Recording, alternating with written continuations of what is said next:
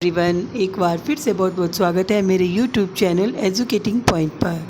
तो बच्चों, मैं पूरी उम्मीद है कि मेरे जो पिछली क्लासें हैं वो आप सब लोगों ने अच्छे से समझी है, पढ़ी है और आपके बहुत काम आ रही है। तो हम अब जो अपना अगले ही क्लास है और अगला चैप्टर है मेरे बचपन के दिन, वो आज हम शुरू कर रहे हैं। तो आप लोग उसको ध्यान से सुनिए, समझिए और पढ़िए। और मेरा जो ये यूट्यूब चैनल है उसको सब्सक्राइब और लाइक करना बिल्कुल ना भूलिए। तो हमारा जो चैप्टर है वो इस प्रकार है। बचपन की स्मृतियों में एक विचित्र सा आकर्षण होता है।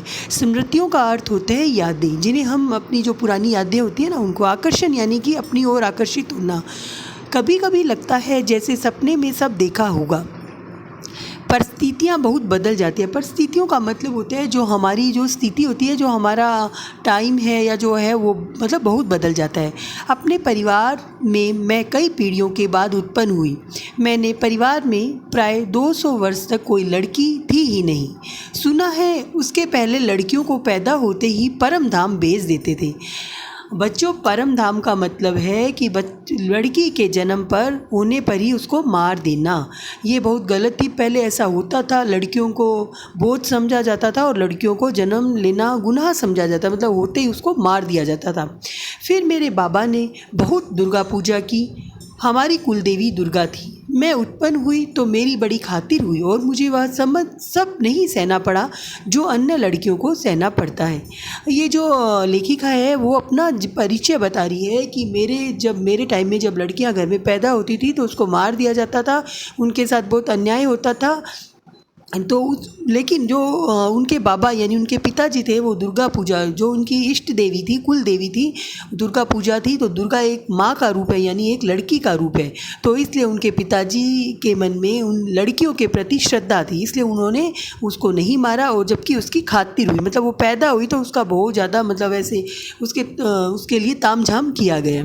परिवार में बाबा फारसी और उर्दू जानते थे, पिता ने अंग्रेजी पढ़ी थी, हिंदी का कोई वातावरण नहीं था।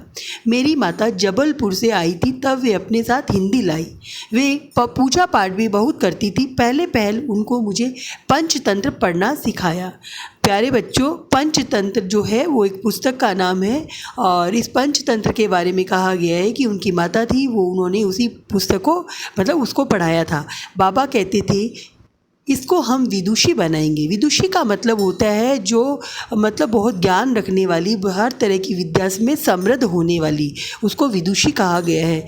मेरे संबंध में उनका विचार बहुत ऊंचा रहा, इसलिए पंचतंत्र भी पढ़ा मैंने, संस्कृत भी पढ़ी। ये अवश्य चाहते थे कि मैं उर्दू फारसी सीख लूँ, लेकिन वह मेरे वश की नहीं थी। मैंने जब एक दिन मौलवी साहब को देखा तो बस दूसरे दिन मैं चारपाई के नीचे जा छिपी। बच्चों, मौलवी साहब का मतलब होता है जो मुसलमान लोग होते हैं उनके विधि विधान करवाने वाले व्यक्ति को मौलवी कहा जाता है। हमारे जिस प्रकार हम हमारे पाठ पूजा करवाते हैं हिंदू धर्म में यानी पंडित, तो हम उनको पंडित कहते हैं और वहाँ मौलवी कहा जाता है। मौलवी से वो इसलिए डर गई थी, मतलब उनको देखे इसलिए क्योंकि मौलवी साहब लंबी दाढ़ी रखते हैं। लंबी दाढ़ी रख के छोटा बच्चा घबरा जाता है, डर जाता है। तो वो कह रही है कि मैं दूसरे दिन चारपाई के नीचे जा छिपी। तब पंडित जी आए संस्कृत पढ़ाने। माँ थोड़ी संस्कृत जानती थी, गीता में उन्हें विशेष रुचि थी। पूजा पाठ के समय मैं भी बैठ जाती थी और संस्कृत सुनती थी। उसके उपरांत उन्होंने मिशन स्कूल में रख दिया मुझको। मिशन स्कूल में वातावरण दूसरा था, प्रार्थना दूसरी थी, मेरा मन नहीं लगा, वहाँ जाना बंद किया। जाने से रोने धोने लगी। तब उनको मुझे कॉस्टवेल्थ गर्ल्स कॉलेज में भेजा, जहाँ मैं 5वें दर्जे में भर्ती हुई। यहाँ का वातावरण बहुत अच्छा था। उस समय हिंदू लड़कियाँ भी थीं, ईसाई लड़कियाँ भी थीं। हम लोगों का एक ही मेस था। उस मेस में प्याज तक नहीं बनता था। मेस का मतलब होता है जहाँ हम लोग खाना खाते हैं, खाना बनाया जाता है। वहाँ छात्रावास के हर एक कमरे में हम 4 छात्राएं रहती थी। उनमें पहली ही साथी सुभद्रा कुमारी मिली। 7वें दर्जे में वे मुझसे 2 साल सीनियर थी। वे कविता लिखती थी और मैं भी बचपन में तुक मिलाती आई थी। बचपन में माँ लिखती थी, पद भी गाती थी। बच्चों, यहाँ जो सुभद्रा कुमारी है ये बहुत बड़ी लेखिका थी, जिनके बारे में हम आज भी पढ़ते हैं, उनका परिचय दिया गया है। पद भी गाती थी। पद यानी कि जो उनकी माता थी वो मतलब एक विदुषी महिला थी जो बचपन में ही गाती भी थी, संस्कृत भी बोलती थी। वहाँ उनके बारे में कहा गया है। मीरा के पद विशेष रूप से गाती थी। सवेरे जागिए कृपा निधान पंछी बन बोले, यही सुना जाता था। प्रभाती गाती थी। प्रभाती का मतलब होता है जो प्रभात काल यानी अर्ली मॉर्निंग, जो सुबह की जल्दी जो भोर होती है उस वक्त गाया जाने वाला गान को हम प्रभाती गान कहते हैं। शाम को मीरा का कोई पद गाती थी। सुनकर मेरा भी ब्रज भाषा में लिखना आरंभ किया। यहाँ आकर देखा कि सुभद्रा कुमारी जी खड़ी बोली में लिखती थी। मैं भी वैसा ही लिखने लगी, लेकिन सुभद्रा जी बड़ी थी, प्रतिष्ठित हो चुकी थी, उनसे छिपा कर लिखती थी। मैं एक दिन उन्होंने कहा, महादेवी तुम कविता लिखती हो? तो मैंने डर के मारे में कहा नहीं। अंततः में उन्होंने मेरी डेस्क की किताबों की तलाशी ली और बहुत सा निकल पड़ा उससे। तब मैंने किसी अपराधी को पकड़ते हैं ऐसे उन्होंने एक हाथ में कागज़ लिए और एक हाथ में मुझको पकड़ा और मुझे पूरे हॉस्टल में दिखा आई कि ये कविता लिखती है। फिर हम दोनों की मित्रता हो गई। क्रॉस्ड वेल में एक पेड़ की डाल नीचे थी। उस डाल पर हम लोग बैठ जाते थे जब और लड़कियां खेलती थी। तब हम लोग तुक मिलाते थे। तुक का मतलब होता है एक की जो कविताएं लिखी जाती थी उनमें आगे से आगे कुछ ना कुछ लाइन हमारे दिमाग में आ जाना। उस समय एक पत्रिका निकलती थी स्त्री दर्पण, उसी में भेज देते थे। अपनी तुकबंदी छप भी जाती थी। फिर यहाँ कवि सम्मेलन होने लगे तो हम लोग भी उनमें जाने लगे। हिंदी का उस समय प्रचार प्रसार था। मैं सन 1917 में यहाँ आई थी। उसके उपरांत गांधी जी का सत्याग्रह आरंभ हो गया था और आनंद भवन स्वतंत्रता के संघर्ष का केंद्र हो गया था। बच्चों, ये जो महादेवी जी की जो वर्णन है वो गांधी जी के समय का है। तो उन्होंने बताया है कि गांधी जी के समय वो जो स्वतंत्रता आंदोलन था वो शुरू हो गया था। जहाँ तहाँ हिंदी का भी प्रचार चलता था। कवि सम्मेलन होते थे तो क्रॉस्ड बेल्ट में मैडम हमको साथ लेकर जाती थी। हम कविता सुनाते थे। कवि हरिओत जी अध्यक्ष होते थे, कवि श्रीधर पाठक होते थे, कवि रत्नाकर जी होते थे और कभी कोई होता था। कब हमारा नाम पुकारा जाए बेचैनी से सुनते रहते थे। मुझको प्राय प्रथम पुरस्कार मिलता था। 100 से कम पदक नहीं मिले होंगे उसमें। एक बार की घटना याद आती है कि एक कविता पर मुझे चांदी का एक कटोरा मिला, बड़ा नक्काशीदार, सुंदर। उस दिन सुभद्रा नहीं थी। सुभद्रा प्राय नहीं जाती थी कवि सम्मेलन में। मैंने उनसे आकर कहा, देखो यह मिला। सुभद्रा ने कहा, ठीक है, अब तुम एक दिन खीर बनाओ और मुझे इसमें कटोरे में खिलाओ। उसी बीच आनंद भवन में बापू आए। हम लोग तब उन अपने जेब खर्च में से हमेशा एक एक दो दो आने देश के लिए बचाते थे और जब बापू आते थे तो वह पैसा उन्हें दे देते थे। उस दिन जब बापू के पास गई तो मैं अपना कटोरा भी लेती गई। मैंने निकाल कर बापू को दिया। मैंने कहा, कविता सुनाने पर मुझको यह कटोरा मिला है। कहने लगे, अच्छा दिखा तो मुझको। मैंने कटोरा उनकी ओर बढ़ा दिया। उसे हाथ में लेकर बोले, तू देती है इसे? अब तो मैं क्या कहती। मैंने दे दिया और लौट आई। दुख यह हुआ कि कटोरा लेकर कहते, कविता क्या है? पर कविता सुनाने को उन्होंने नहीं कहा। लौटकर अब मैं सुभद्रा जी के कहा कि कटोरा तो चला गया। सुभद्रा जी ने कहा, और जाओ दिखाने। फिर बोली, देखो भाई, खीर तो तुमको बनानी होगी। अब तुम चाहे पीतल की कटोरी में ही खिलाओ चाहे फूल के कटोरे में। फिर भी मुझे मन ही मन प्रसन्नता हो रही थी कि पुरस्कार मैं मिला। अपना कटोरा मैंने बापू को दे दिया। सुभद्रा जी छात्रावास छोड़कर चली गई।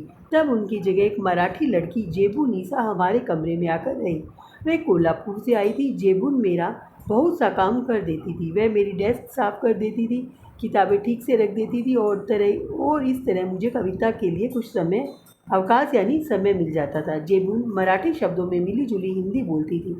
मैं भी उसके कुछ मराठी सीखने लगी थी। वहाँ एक उस्तानी भी थी, जिन्नत बेगम। जेबून जब इकड़े तिकड़े या लोकर जैसे मराठी शब्दों को मिलाकर कुछ कहती तो उस्तानी जी से टोक के बिना न रह जाता था। वाह, देसी कोआ मराठी बोली। जेबून कहती थी, नहीं उस्तानी जी, यह मराठी कोआ मराठी बोलता है। जेबून मराठी महिलाओं की तरह की नारीदार साड़ी और वैसा ही ब्लाउज़ पहनती थी। कहती थी, हम मराठी हूँ तो मराठी ही बोलूँगी। उस समय मैंने देखा कि सांप्रदायिकता नहीं थी। बच्चों, सांप्रदायिकता का मतलब होता है जो हमारा धर्म होता है उसमें भेदभाव नहीं होना। जो अवध की लड़कियां थी वे आपस में अवधी बोलती थी, बुंदेलखंड की आती थी वे बुंदेली बोलती थी। कोई अंतर नहीं आता था और हम पढ़ते लिखते हिंदी में थे। उर्दू भी हमको पढ़ाई जाती थी, परंतु आपस में हम अपनी भाषा में ही बोलती थी। ये बहुत बड़ी बात थी। हम एक मेस में खाते थे, एक प्रार्थना में खड़े होते थे, कोई विवाद नहीं होता था। विवाद का मतलब होता है झगड़ा। मैं जब विद्यापीठ आई तब मैंने बचपन का वही क्रम चला जो आज भी चला आ रहा है। कभी कभी बचपन के संस्कार ऐसे होते कि हम बड़े हो जाते और तब तक चलते। बचपन का एक और भी संस्कार था कि हम रहते वहाँ जवारा के नवाब रहते थे। उनकी नवाबी छिन गई थी, वे बेचारे एक बंगले में रहते थे। उसी कंपाउंड में हम लोग रहते थे। बेगम साहिबा कहती थी हमको ताई कहो, हम लोग उनको ताई साहिबा कहते थे। उनके बच्चे हमारी माँ की चची जान कहते थे और हमारे जन्मदिन वहाँ मनाए जाते थे। उनके जन्मदिन हमारे यहाँ मनाए जाते। उनका एक लड़का था, उसको राखी बांधने के लिए वे कहती थी बहनों को राखी बांधनी चाहिए। राखी के दिन सवेरे से उसको पानी भी नहीं देती थी। कहती थी राखी के दिन बहनें राखी बांध जाए तब भाई को निराहार रहना चाहिए। निराहार का मतलब होता है बिना आहार पानी की। बार बार कहलाती थी भाई भूखा बैठा है राखी बंधवाने के लिए। फिर हम लोग जाते थे, हमको लहरिए या कुछ मिलते थे। इसी तरह मुहर्रम में हम हरे कपड़े उनके बनते थे तो हमारे भी बनते थे। मुहर्रम यानी मुसलमानों का एक त्यौहार होता है और उन दिन वह हरे रंग के कपड़े पहनते हैं। फिर एक हमारा छोटा भाई हुआ वहाँ, तो ताई साहिबा ने पिताजी से कहा देवर साहब से कहो वो मेरा नेक ठीक करके रखे। नेक यानी मतलब कोई जैसे कोई शुभ काम होता है तो हम किसी काम के लिए उनसे बधाई यानी नेक मांगते हैं। मैं शाम को आऊँगी। वे कपड़े बपड़े लेकर आई। हमारी माँ को वे दुल्हन कहती थी। कहने लगी दुल्हन जिनके ताई चाची नहीं होती वो अपनी माँ के कपड़े पहनते हैं, नहीं तो 6 महीने तक चाची ताई पहनाती है। मैं इस बच्चे के लिए कपड़े लाई हूँ, ये बड़ा सुंदर है। मैं अपनी तरफ से इसका नाम मनमोहन रखती हूँ। बड़ी प्रोफेसर मनमोहन वर्मा आगे चलकर जम्मू यूनिवर्सिटी के वाइस चांसलर बन रहे, गोरखपुर यूनिवर्सिटी के भी रहे। कहने का तात्पर्य यह है कि मेरे छोटे भाई का नाम वही चला जो ताई साहिबा ने दिया था। उनके यहाँ भी हिंदी चलती थी, उर्दू भी चलती थी। यूँ अपने घर में वे अवधी भी बोलते थे। वातावरण ऐसा था उस समय कि हम लोग बहुत निकट थे। आज की स्थिति देख के लगता है जैसे यह सपना ही था। आज यह सपना खो गया है। शायद यह सपना सत्य हो जाता तो भारत की कथा कुछ और ही होती। प्यारे बच्चों, ये जो महादेवी जी ने जो हमें आप बीती कथा बताई है उनका कहने का मतलब ये है कि उस वक्त कोई सांप्रदायिक ऊंच नीच भेदभाव नहीं था। सभी जो लोग थे, सभी भाषाओं के लोग, सभी धर्मों के लोग एक साथ मिलजुल कर रहते थे। उनमें कोई भी नहीं था। ताई साहिबा एक मुस्लिम महिला थी, फिर भी उसने एक हिंदू महिला के बच्चे के कपड़े लेके आई, उसका नाम रखा और मतलब कोई ऊंच नीच खान पान कुछ नहीं था, सब कुछ समानता थी। और जो महादेवी वर्मा जी कहना चाहती हैं कि अगर आज भी भारत वैसा ही होता तो भारत की तस्वीर भी कुछ अलग होती। ये महज एक सपना था और सपना बनकर ही रह गया। तो बच्चों, आज का चैप्टर आप लोगों को कैसा लगा? सब लोगों को समझ आया होगा। तो फिर से मिलते हैं इसकी एक नए वीडियो के साथ, इसके सॉल्यूशन के साथ। तो आज के लिए इतना ही।